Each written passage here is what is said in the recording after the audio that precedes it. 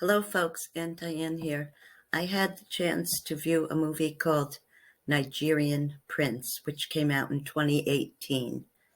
I am reviewing and discussing it today because it's about a scammer, basically, and his cousin who comes from the United States, supposedly for a short visit, but has to end up staying much longer. At the beginning of the movie, a Nigerian man is the guy looks Middle Eastern. He's light skinned. By the way, I have read that Nigerians consider anybody who is not actually black as white, which would include Asian people, Middle Eastern people, even North African people. They consider them all white. So a white man who appeared to be of Middle Eastern descent, they're talking over the price for a car. This is a really good car. They had gone for a test ride. They're arguing over the price. Of course, the buyer's trying to bring it down. The seller's trying to bring it up. The guy's walking away and says, I'm going to think about it. He calls him back and says, no, okay. I'll sell it to you, whatever. They show money going through a machine. This guy's a scammer because as soon as the deal is done and he gives them the title, the seller and somebody else drive away with the money and the car. So the man who had just purchased it spent his money and there's no car. But we'll get back to that part later. A plane is seen landing in Nigeria from America. On the plane is a teenage boy, say about 17, maybe 18 at the very most, landing in Nigeria. His name is Ezzy. He is an American boy of Nigerian descent. That is Ezzy with the backpack, of course. He's checking in, and the first thing that the desk clerk tells him is that he'll get through customs much more easily if he gives a little tip. He ends up giving him $10. As Ezzy is waiting for his luggage to come through, he gets in a conversation with a white Australian guy who tells him, I come here regularly for business. I'm a financial advisor. He finds out that Ezzy gave the desk clerk $10. He walks over and gets the money back. Ezzy goes, how did you do that? He goes, I told him I'm with the UN. And then the gentleman gives Ezzy a business card, and said, call me if you ever need anything. After getting his luggage, Ezzy finally meets his aunt. We're going to call her Auntie for simplicity.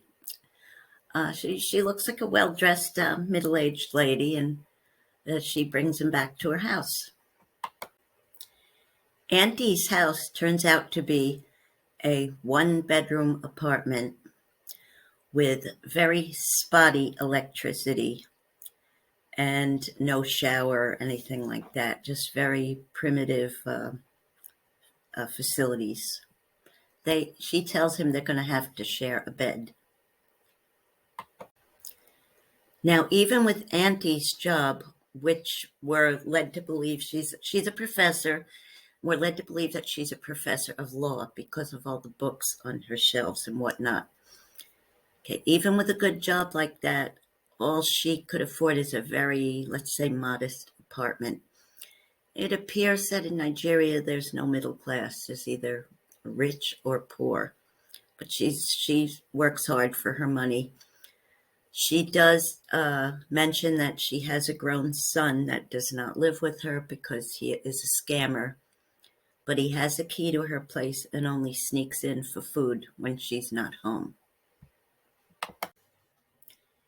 Auntie's son is named Pius, and he's the one that pulled off the car sales stunt where he steals it right after getting the money, and the cops have arrested him. Now, the chief big head honcho cop, his name is Smart, S-M-A-R-T. he's saying, I don't like what you did. And, you figure, okay, the guy's trying to put some morality in him. No, it's because he didn't get his share of the money. And he lets Pius know that the man who was victimized by this car scam is willing to pay even more money so that Smart can have Pius's head. So, of course, Pius is scared and said, yes, I'll come up with the money.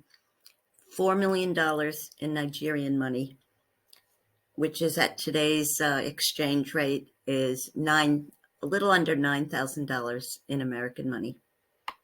While Auntie is at work, Pius, her son, sneaks in to get some food and sees Ezzy sitting on the couch, and he immediately goes and belts him a couple times before realizing, that he's visiting there and it's his cousin, and he's apologizing. He also broke the boy's laptop and promises to replace it.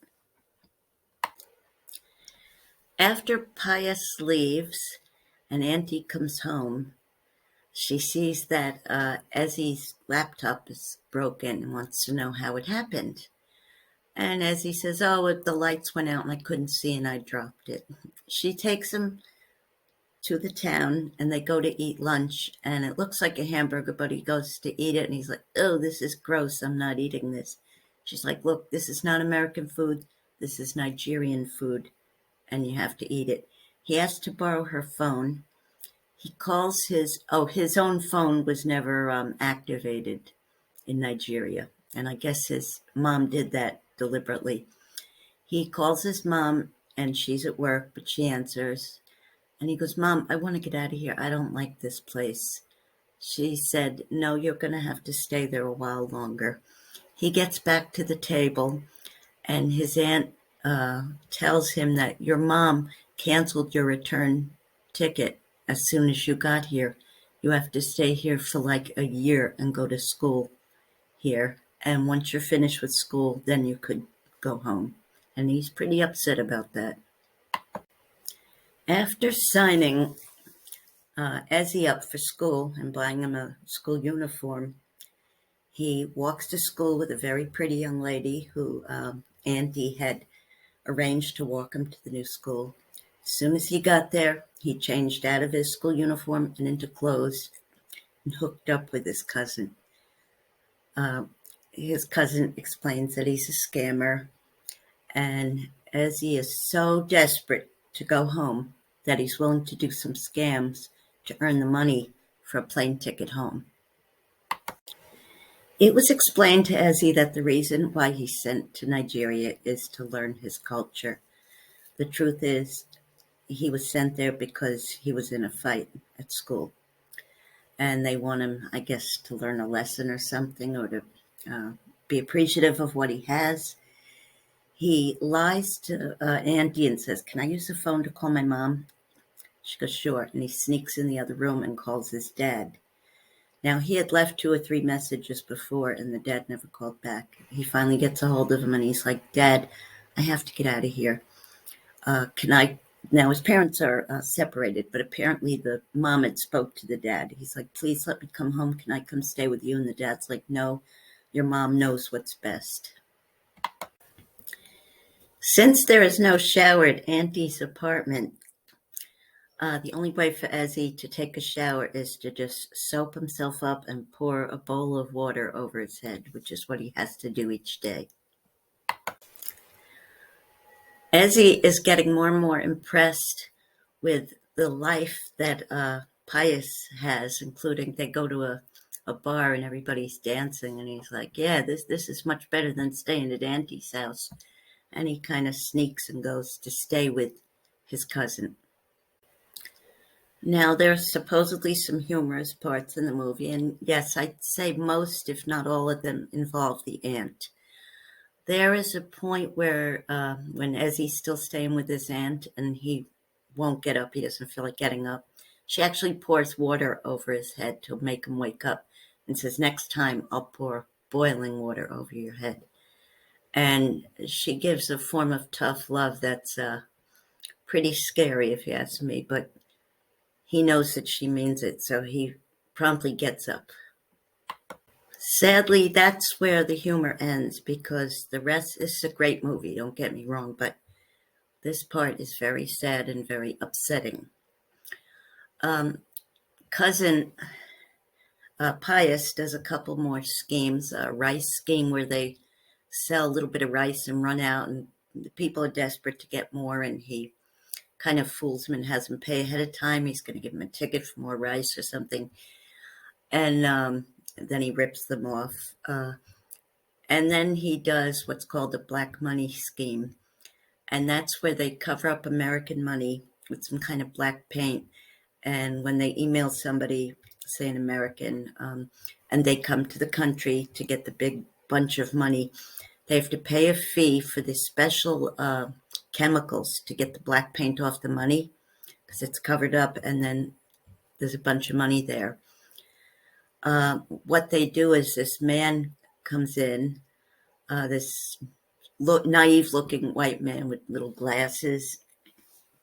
They meet him in a hotel room, and what happens is they give a demonstration how to use the chemicals, and they wash it off. And the guy's like, wow, this is great. The rest of the scam goes that the rest is just black construction paper underneath.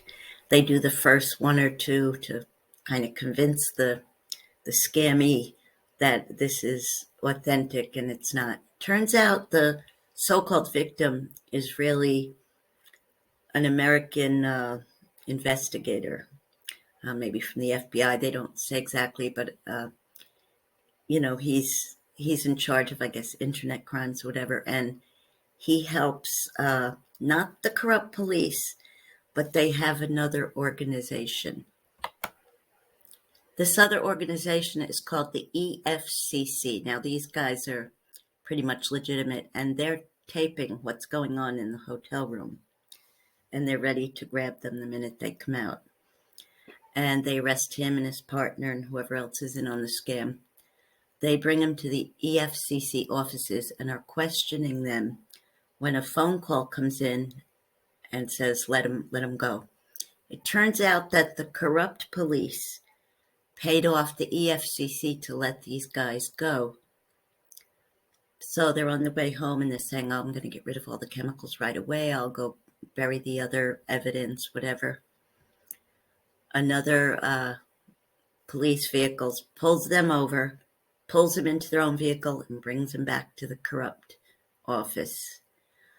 While they are there, and I don't want to show these pictures, they're pretty gruesome and it's pretty upsetting. If you watch the movie, you'll see it yourself. There is a young man who I guess was caught in another crime, a younger man, and he's got blood all over him. Smart, the chief bad cop, either beat him up, or had his guys beat him up, and he is bloody from head to toe. He then says, where is that? Smart says, where is the money you were supposed to give me? And Pius says, please give me one more day. Please give me one more day. And he's really scared. And he starts getting whipped. And Pius is bloody as hell from getting whipped. Pius stumbles back to his apartment. By the way, his partner, who's an older man, said, I'm out of this business. I'm not doing it anymore. So Pius runs back to his apartment where his cousin, Easy, is still there. And Easy feels very bad what happened. What can I do to help you? He gets him to drive one car back to his friend's house, the one that quit the business. And they try to get rid of the chemicals or whatever. He says, please, they're out to eat, him and his cousin now, saying, what can we do to scam one more person just to get this money to pay off Smart, the bad cop? They're thinking, and Pius says, I've already scammed everybody I know. So Easy gets an idea, that Australian man he met at the airport. What they do is they arrange for the Australian man to come and meet Easy, who's not there, but the Australian man doesn't know that. They frame him so that it looks like he's got all the chemicals and stuff, and the cops end up arresting him. He's in the seat now with the corrupt cop questioning him. Finally, he goes, "How much money do you want?" So I guess he pays off the rest of the debt. You then see the corrupt cops walking into a room, covering up their nose because it smells so bad. The guy that they had beaten up earlier, who was sitting in the chair while they were questioning